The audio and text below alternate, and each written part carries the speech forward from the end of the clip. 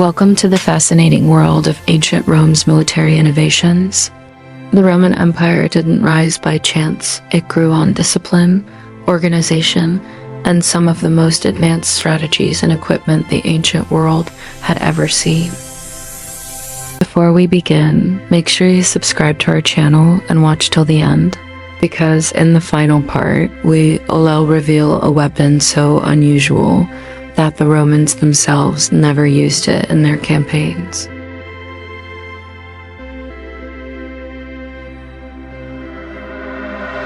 At the heart of every Roman soldier was the Gladius, a short sword roughly 2 feet long. Unlike longer swords, the Gladius was designed for precision thrusting rather than sweeping motions. This was no accident. It matched perfectly with Rome's tight battle formations. Soldiers stood shoulder to shoulder in disciplined ranks, where large, swinging weapons would have been impractical. The Gladius itself had origins influenced by Iberian designs, showing how Rome adopted useful ideas from conquered peoples. Its efficiency lay in its balance, lightweight enough for endurance, yet strong enough to pierce armor at close range. Over centuries, it became so iconic that Roman soldiers were often referred to simply as gladiators, men of the sword. Every Roman legionary carried 2 Pila. At first glance, these javelins appeared simple, but their construction was ingenious. The long wooden shaft ended in a slender iron shank that bent on impact.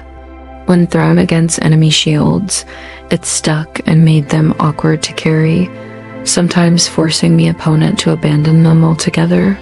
Historical accounts describe entire enemy lines disrupted even before close combat, simply because their shields became unusable. The pilum also served a psychological role. Opponents feared the rain of spears that seemed impossible to counter. Unlike ordinary spears, Pila turned the first moments of battle decisively in Rome's favor. The Roman Skutum was a tall, curved, rectangular shield, but it was more than personal protection.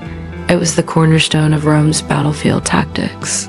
Its curved shape covered much of the soldier's body, while its large size overlapped with the shields of comrades on either side. This design made possible the famous testudo, or tortoise formation, where shields locked together above and around the unit. With this, soldiers could advance steadily under volleys of arrows and stones, almost like a moving wall. Accounts from ancient historians describe how opponents often felt helpless as this formation slowly but relentlessly pushed forward. The Skutum also symbolized Rome's values, discipline, unity, and collective strength. Alone, it was useful. Together, it was nearly impenetrable. Rome's ambitions went beyond open battlefields. Conquering fortified cities required specialized equipment. The ballista, a large torsion-powered crossbow, could launch heavy bolts with surprising accuracy over long distances. The catapult, on the other hand, hurled massive stones to damage walls and fortifications. Though inspired by Greek engineering, Rome refined these designs for greater power and mobility.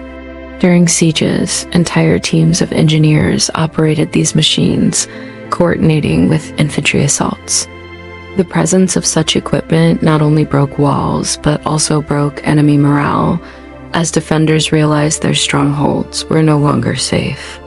These machines demonstrate how Roman warfare combined intellect with strength. It wasn't only about physical force, it was about systematic problem-solving and engineering. Perhaps one of Rome's most underrated innovations was the Castra, the standard military camp.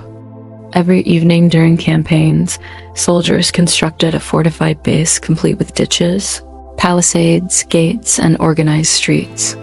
What seems routine was actually revolutionary. Rome could turn any location into a secure, functioning city within hours. Inside the Castra, everything had its place. Commanders' tents at the center, barracks arranged neatly, storehouses, and even designated areas for training.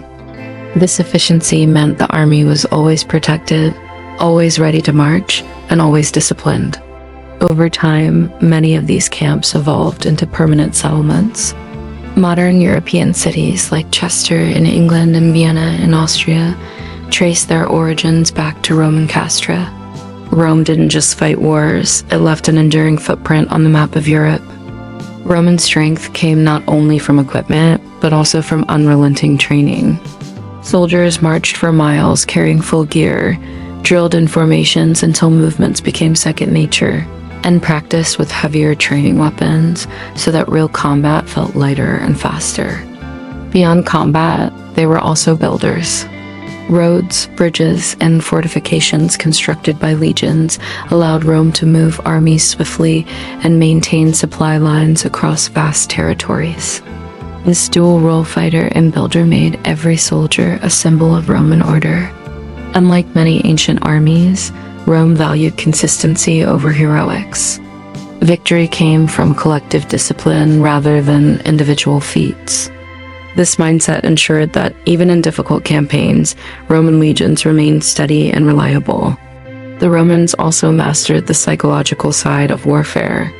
Uniform armor gleaming in the sun, shields raised in unison, and the thunder of synchronized marching, all of this was designed to project power before the first clash even began. Writers of the time described how the sheer sight of a Roman legion approaching in formation could cause hesitation or even panic among opponents. Rome understood that wars were not only fought with weapons, but also with impressions, confidence, and morale.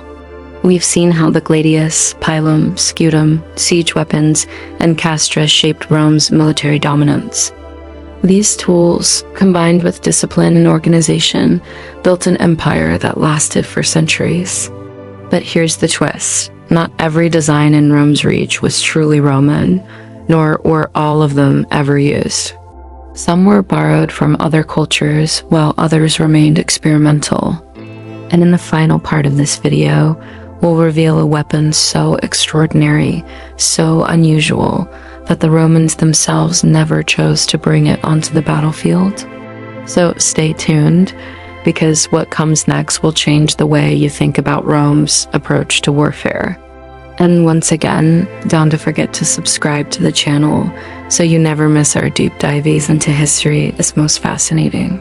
Empires, the mysterious weapon the Romans studied, admired, but never used in their own wars.